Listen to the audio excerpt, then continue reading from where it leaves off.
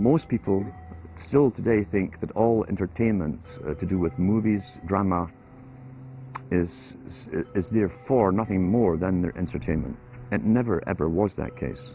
Of course, television can't perform such miracles as this, yet.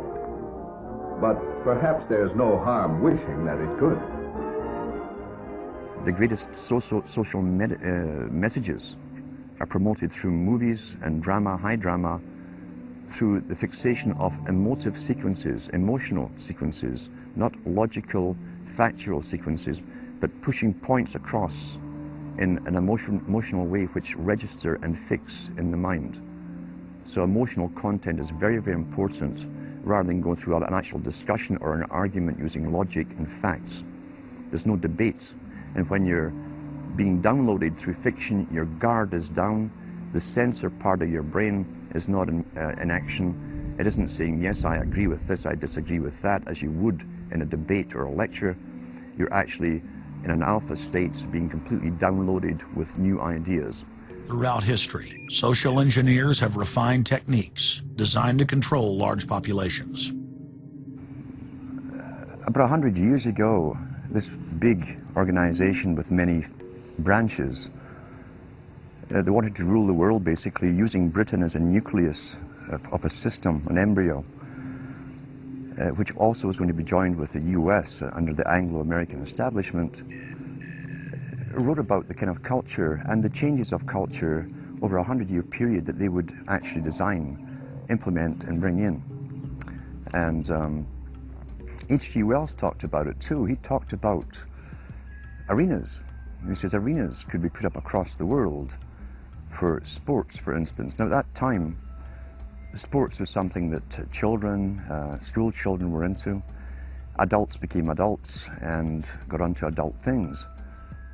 So it was unimaginable at the time that people could actually believe that there was even a need for adult sports and entertainment, never mind having arenas built across the world. But he said we can do this and foist basically a sports culture for the males.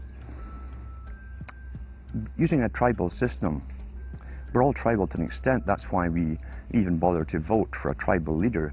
This is well understood, that's why we're supplied with these leaders. And because the average man was to become more disengaged from his own destiny as the expert class arose, it was decided that the males would get their outlet basically, gradually becoming helpless as males through sports. Therefore they'd have a tribal team they could identify with, they could cheer them on as they were winning. In their own personal lives, they were getting nowhere. They were getting disenfranchised in a sense as experts took over decision-making for them in all kinds of fields. So this was psychology at use, planned before they even implemented the sports. When radio came along, of course, they used that to the maximum. Sports for the men, soaps basically for the women. And then in came television, as I say, with its alpha state, its hypnotic state. And sure enough, around the 1960s, really, 50s and 60s, it took off. It really, really took off. And men became glued on Saturday nights to the sports shows. A culture industry, which is called by its own the culture industry. The Soviet Union had a department called the culture industry. Their actors and directors were called the cultural leaders, because they would, like a computer, people are like computers, all you have to do is keep giving them new updates every so often, and you can change an entire country or a nation or a block of nations who are all getting the same upgrades at the same time along certain paths. Today we call it political correctness. Most people want to belong to their peer group. They want to be the same as everyone else when it comes to opinions. In fact, they judge their own personal sanity by bouncing ideas off their neighbors and friends who will answer back and agree on these same topics in kind. It doesn't matter if the topics or what you're given are facts or utter nonsense, as long as everyone agrees at the same time, you'll say, well, I'm sane, And your friends will all agree because they've had the same information given to them. But they've been programmed.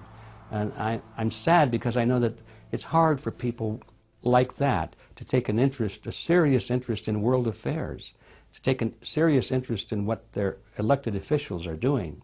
And they're not going to be really inclined to study or discover the deception that's being used against them. And so I'm sad because I see all of that in a flash in my mind as being an indication of how easy it is for the masses to be manipulated. The scientific dictatorship understands what makes human beings tick. They understand our psychology. They've studied it, and they're using it against us.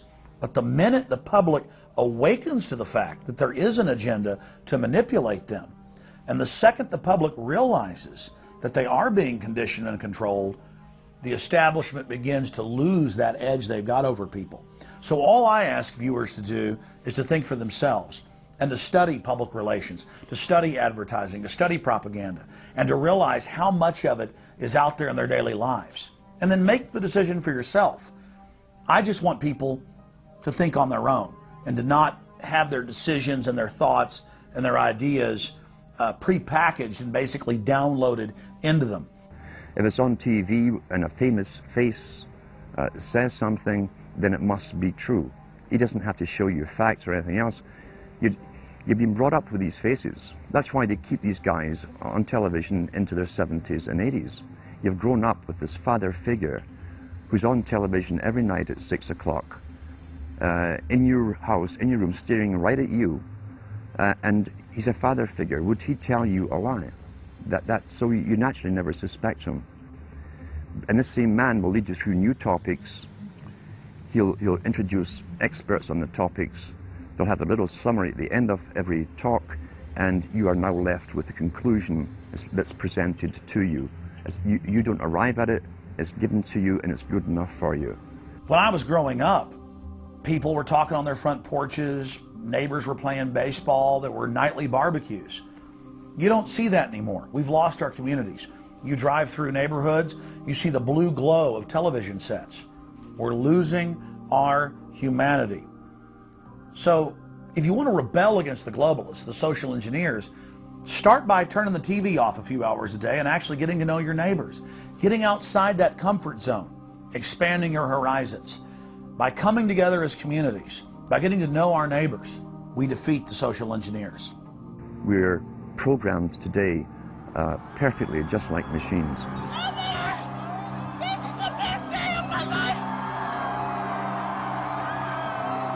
We tie this in with the Brzezinski. Brzezinski said in 2 Ages. Now this guy was way up with the NSA. He's a master geopolitician. He admits he works in 20, 50-year periods to do with geopolitics in other countries. But he said himself, the public will shortly be unable to think or reason for themselves. It was meaning by the form of information that was given to them, the type, the formulas that were in use then in the 1970s. He says, eventually they'll be unable to think or reason for themselves. And eventually, he said, they will expect the media to do all their thinking and reasoning for them. Well, that's happened today. That's why people today can't think outside of the programming from television. Zbigniew Brzezinski, Obama's main foreign policy advisor, talks about how a cult of personality can be artificially manufactured to influence the masses. In the first months of my administration, to pull our economy... Oh, goodness. Sorry about that, guys. To pull our economy back from the brink, including the largest and most sweeping economic recovery plan in our nation's history. We're gullible, but we're also willingly gullible. We want a human being, a big daddy, to come along and make everything right for us. And as long as we believe that, we'll always basically get shafted. In addition to John, sorry, I just noticed that I jumped the gun here. Go ahead and move it up. I'd already introduced all you guys. It's the presidential reality show. But when it became an Oprah production, it became slick. You don't have a president, you have an actor. They say that politics is show business for ugly people. You got it. What am I going to tell the president when I tell him his teleprompter is broken? What will he do then? It's Obama's role to front for the international banking syndicate and to take all the heat for their unpopular agenda. It's his job to convince the American people that the buck actually stops at the White House. In Brzezinski's book, Between Two Ages, is that eventually we shall put presidents in who will have personality cults. We shall create massive personality cults for these people through the same techniques as Hollywood has used. Obama is that man today.